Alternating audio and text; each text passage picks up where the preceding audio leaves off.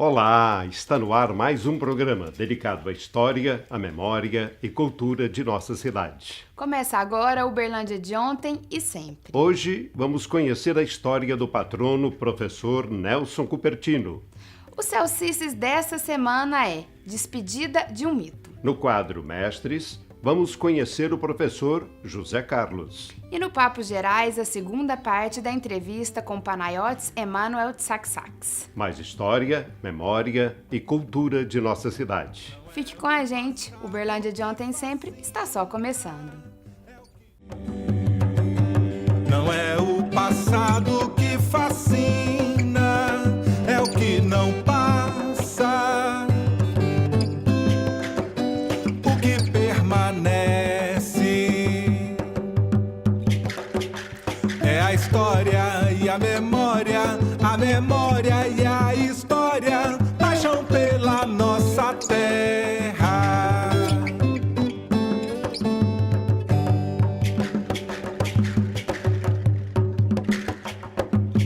O ator da nossa identidade e o papel que fez ou como fez.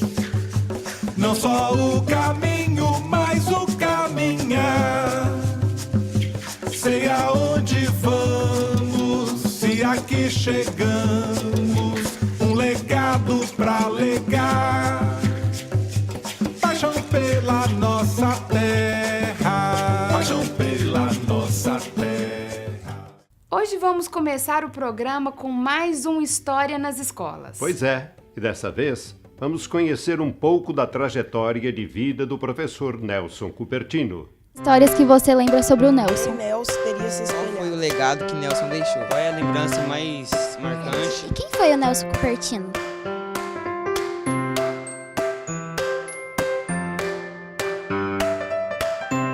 O professor Nelson Cupertino, ele foi essencialmente professor. Desde os 17 anos que ele lecionava e lecionou praticamente até a hora de falecer. Vários colégios, várias cidades. Um homem de uma cultura excepcional, sabia tudo. Ele era tão professor e tão inteligente que ele aceitava dar aula até daquilo que ele não sabia. É preciso coragem para fazer isso, né? Ele foi lecionar inglês em São Paulo, num colégio bom, Colégio São Luís. Muito jovem ainda, e era nessa base. Ele morava num hotel, à noite ele estudava, de manhã ele passava aquele conteúdo para os alunos, né? Quer dizer, não tinha também uma formação sólida, o que não o impediu de ser um professor brilhante, né? Pelo esforço próprio, né? Com 23 anos ele comprou uma escola, chamada Escola Nossa Senhora da Conceição. Ele era o dono. Foi uma pessoa assim que a todo momento estava disposto a orientar, ajudar, viu? Professor, sobretudo.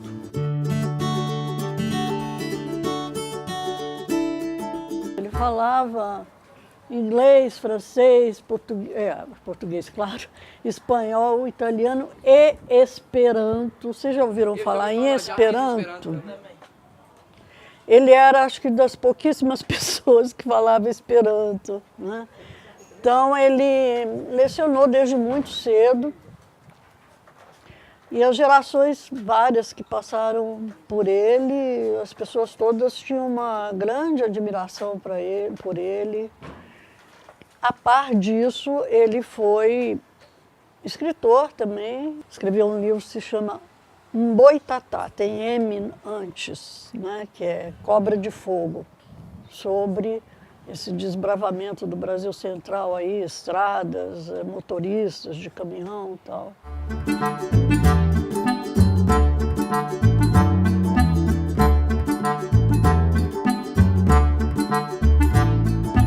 Ele era comunista e não escondia isso não. Ele era comunista e quando veio a Revolução ele estava para ser preso. E ele sabia que ia ser preso. Então ele toda noite ele metia um terno bacana, assim, ia lá para a avenida passear, falando, eu quero ser preso é aqui. E realmente foi preso na Avenida Afonso Pena de noite. Ele e o Ananias, que era um empresário de uma camisaria aqui em Uberlândia.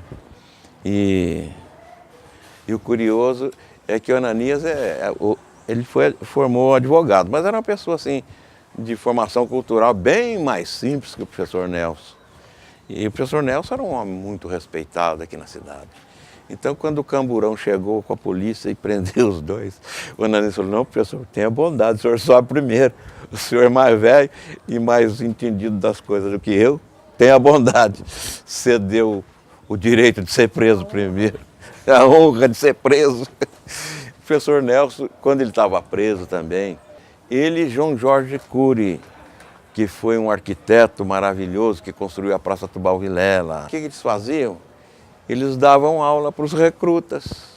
Eles estavam presos e aproveitavam para dar aula para os recrutas. Vamos ensinar isso para vocês assim.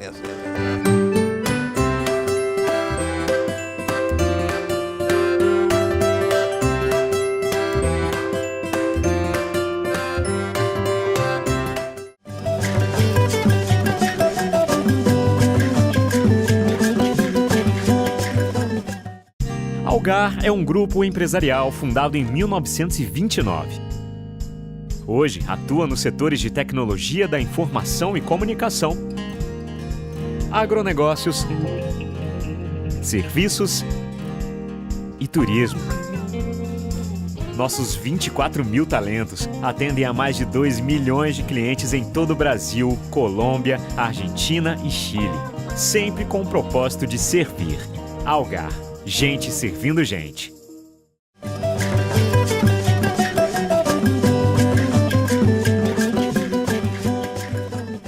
Thaisa, estou curioso para entender o tema Celcices desta semana. Pois é, o título é Despedida de um Mito.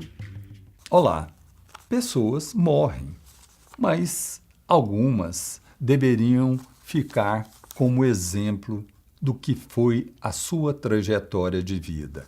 Este é o tema do Celcices desta semana, a despedida de um mito.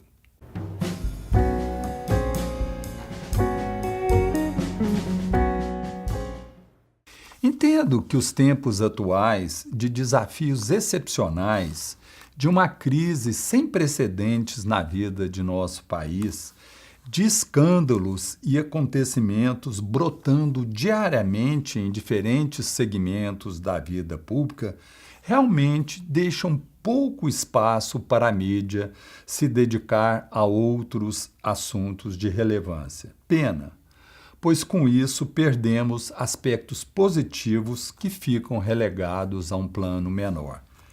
É a justificativa que consigo imaginar para a repercussão, no meu entendimento, bem menor do que deveria ter sido da despedida de um mito.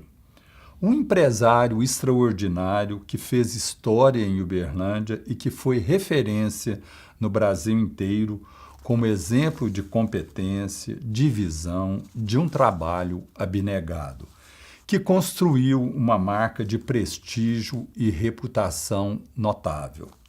Dia 28 de maio, faleceu Alfredo Rezende, um desses personagens que deveria e merecem se tornar referência quando se fala em empreendedorismo. Nunca fui do seu convívio. Que lembre, só tive um contato e foi lá em 1988, quando fui comercializar para a Granja Rezende anúncio para a revista do Centenário de Uberlândia. E também alguns olás e encontros casuais, nada mais do que isso.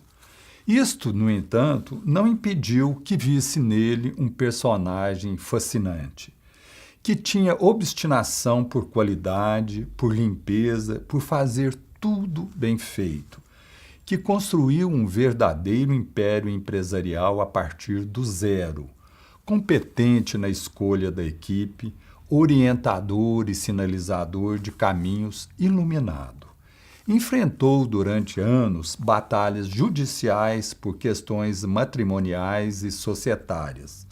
Ao final, teve que vender a obra da sua vida, a Granja Rezende, uma das maiores empresas do agronegócio do nosso país, respeitada e admirada em todo o Brasil. Depois disso, por razões que gostaria muito de conhecer, afastou-o da vida empresarial. O empreendedor irrequieto, ousado, obstinado, abandonou para sempre o mundo dos negócios. Várias vezes tentei uma entrevista com ele, conhecer, registrar e compartilhar sua mente criativa e seu espírito construtivo.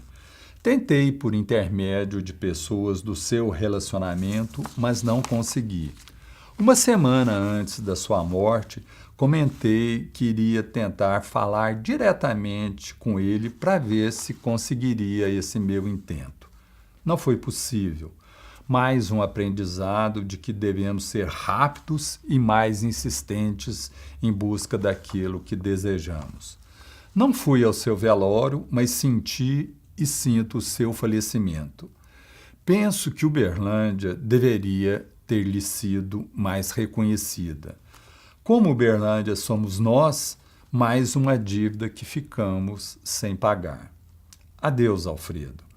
Para mim, morre o homem, mas nasce o mito. Até a próxima.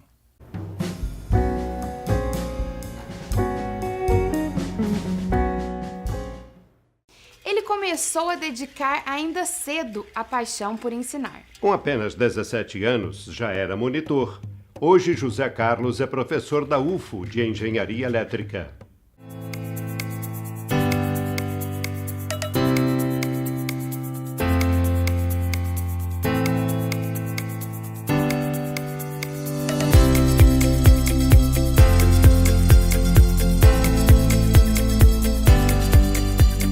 Aos meus 17 anos de idade, eu fiz o vestibular e iniciei o curso de Engenharia Elétrica em Itajubá.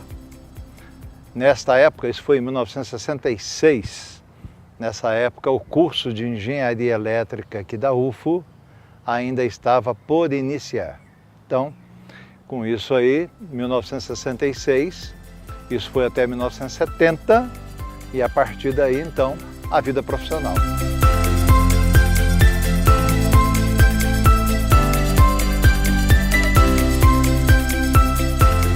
O que mais me marcou é que eu era tão jovem quanto os meus alunos. E de fato, eu me lembro de uma dada ocasião, que foi um marco interessante, alguém me perguntou: o professor não veio, não? E eu era o professor. Eu tinha 23 anos, quando eu comecei a ir para o quadro negro em Engenharia Elétrica pela primeira vez como profissional. Só que aos 19 anos de idade, eu já, ainda como aluno de graduação, eu tinha já atividades como professor. Já se passou um período de aproximadamente 50 anos em que eu fui para um quadro negro pela primeira vez. Quadro verde. E até o dia de hoje. Naturalmente, muitas mudanças aconteceram na cultura, na forma das pessoas serem, né, no relacionamento entre as pessoas. E algumas características fizeram com que realmente houvesse uma melhora, até porque a abertura é grande. A distância entre o professor e o aluno no passado era muito grande. O tempo passa, há alguns aspectos que poderíamos dizer que melhoram e outros aspectos sofrem prejuízos, né? Mas, na média, o que eu acho mais importante dizer e informar é que aqueles guerreiros que eu via quando eu tinha meus 23 anos de idade, eu continuo vendo-os hoje. O grau de inteligência do ser humano não mudou. Mudou? É a transpiração, né? Ou seja, no passado eu sinto que a gente transpirava muito para atingir os objetivos. A vida era muito difícil. Hoje, a vida para muitos não é tão difícil mais. E vida difícil, como se sempre diz, em tempos de guerra, acontecem grandes mudanças e quebras de paradigma.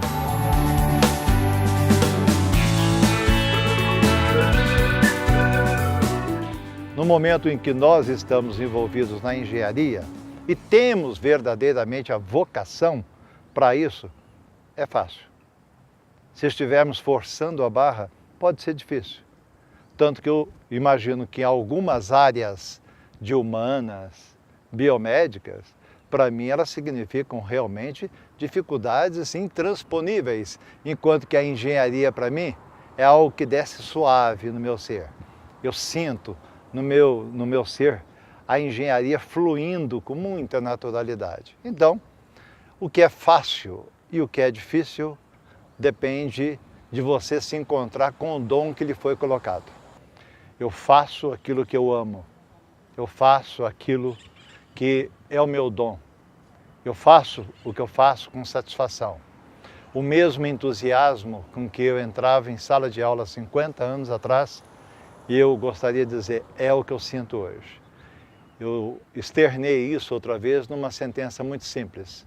Se me fosse permitido voltar ao início da minha vida profissional e me perguntar do que eu gostaria de ser depois de ter passado por tudo que eu passei, a minha resposta seria que tudo se repita.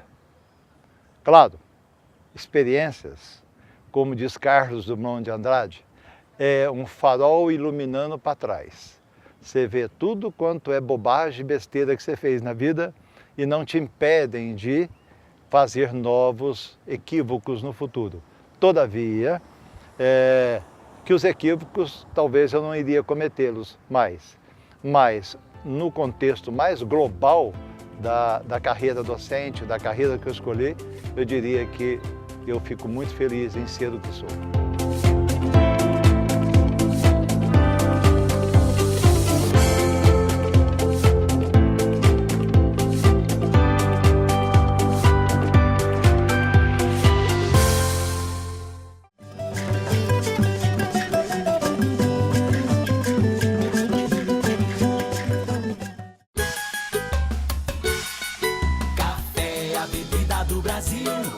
Cajubá é a melhor opção. A toda hora, em qualquer lugar. Cajubá é a minha paixão.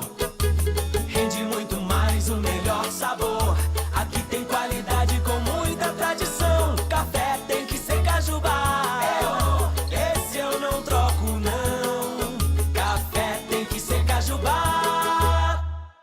Disfunções oculares podem afetar a visão de diferentes formas. É assim com a catarata, o ceratocone,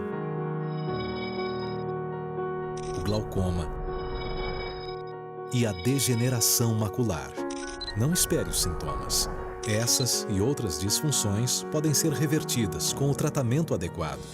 Iso-Olhos, saúde ocular, atendimento e tecnologia se completam.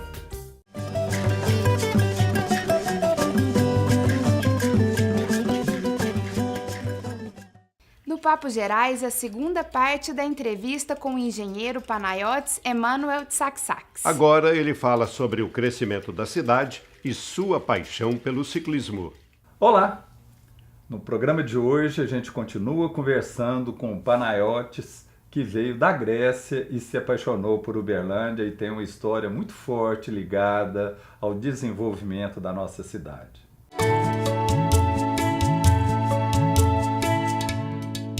Panayotis, nesse tempo que você está em Uberlândia, você presenciou o crescimento dela, né? Verdade. O que você considera que são os fatores fundamentais desse desenvolvimento, de certa forma, acelerado?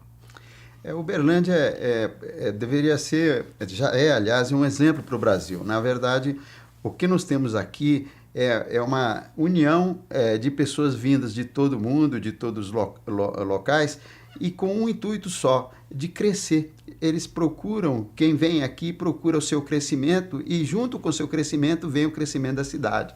Essa abertura que Uberlândia tem é que faz com que ela cresça. Nós percebemos, quando cheguei em Uberlândia, a cidade tinha 120 mil habitantes e eu disse a você que para mim conseguir fazer a faculdade tinha 4, 5 empregos ao mesmo tempo. Então isso faz com que essa luta de cada um de nós para o seu crescimento pessoal, ele leva consigo as outras pessoas que estão trabalhando com ele. E o crescimento acontece de todos nós. E como que é o desafio de uma cidade crescer sem perder as suas características, a sua qualidade de vida? Esse é um grande desafio, né, Celso? Eu acho que nós temos aqui essa grande entidade que é o Uberlândia 2100, que, na verdade, está pensando justamente nisso. Como é que nós podemos ter uma cidade com um crescimento econômico que possa atender às suas demandas econômicas, mas também atender às suas demandas sociais através do sucesso econômico.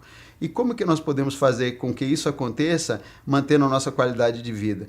Então, o que nós queremos para a nossa cidade? Nós queremos ter segurança de nós e nossos filhos e netos saírem na rua e poderem caminhar. Nós queremos poder sair para a rua sem medo que no momento que nós estamos na rua, a nossa casa seja assaltada. Então, tudo isso, o que nós precisamos fazer? Fazer com que a nossa cidade tenha menor separação de renda. Nós não podemos ter uma renda de alguns milhões e uma renda de R$10. Então, nós precisamos fazer um equilíbrio econômico da nossa sociedade. Com isso, nós podemos fazer com que todos os pais de família tenham seu emprego e levem o seu sustento para casa. Dessa forma, nós não teremos desigualdades tão grandes econômicas para que a pessoa saia do caminho do bem para poder levar o alimento para casa. Então, acho que esse é o grande desafio, como fazer isso.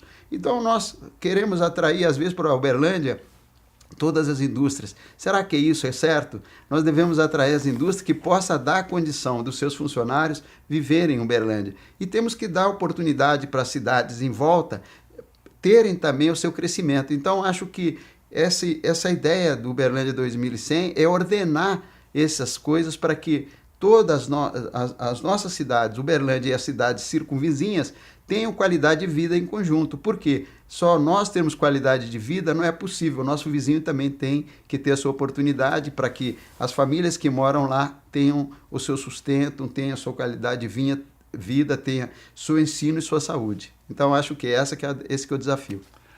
Panayotis, na sua avaliação, esse crescimento de Uberlândia não tem penalizado o pedestre?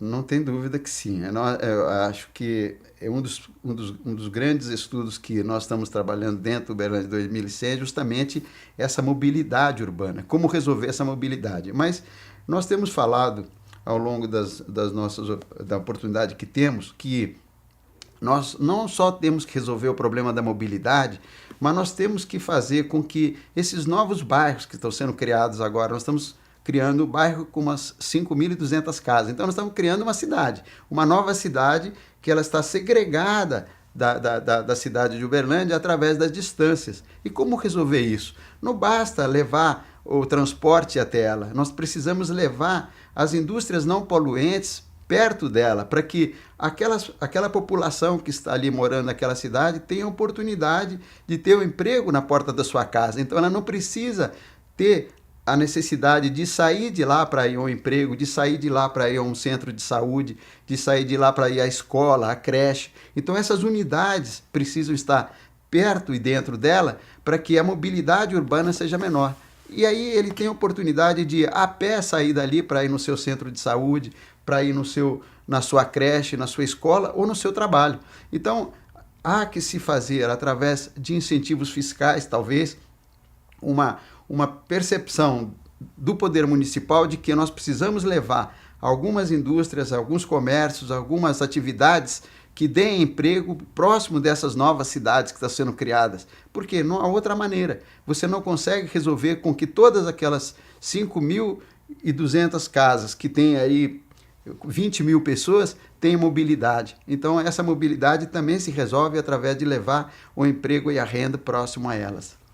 Outro dia eu estava num distrito e eu vi por que o tempo lá passa mais devagar, né? Porque tudo é perto. Tudo é perto, exatamente. Então, quando você chega e fala sobre isso, imagina uma pessoa que deslocar de uma cidade aqui, Uberlândia, hoje já tem grandes distâncias. É verdade. Se ele trabalhar no oposto de onde ele está, ele vai ter que dedicar 2, 3 horas por dia só de deslocamento. Então, para ele, o tempo vai ficar realmente mais curto, porque ele perde isso, né? Panayotis, você é um apaixonado por ciclismo, né? Sim.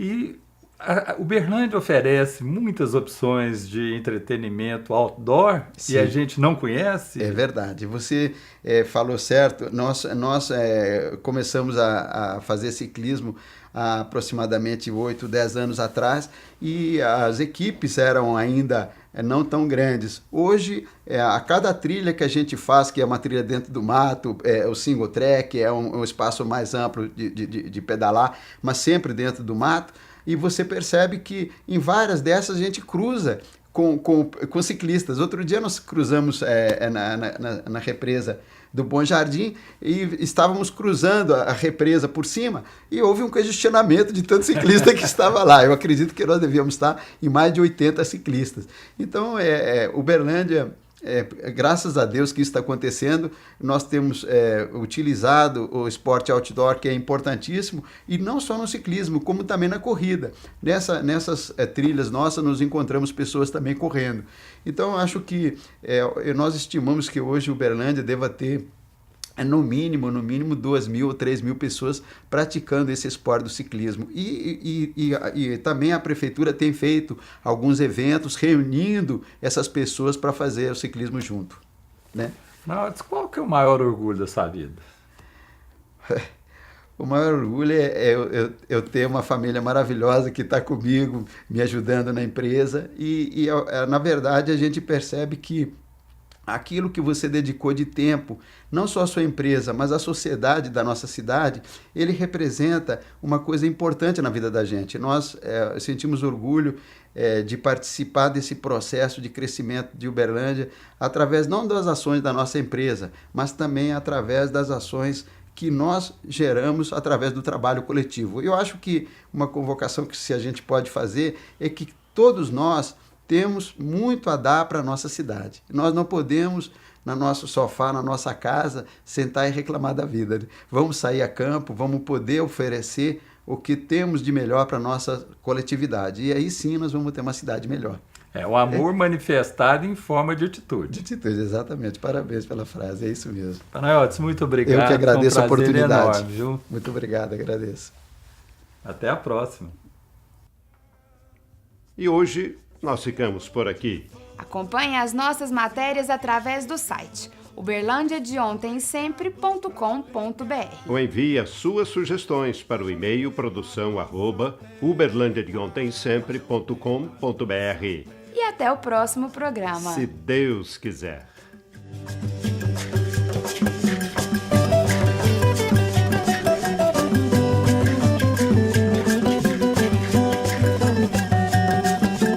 Não é o passado que fascina, é o que não passa, o que fica.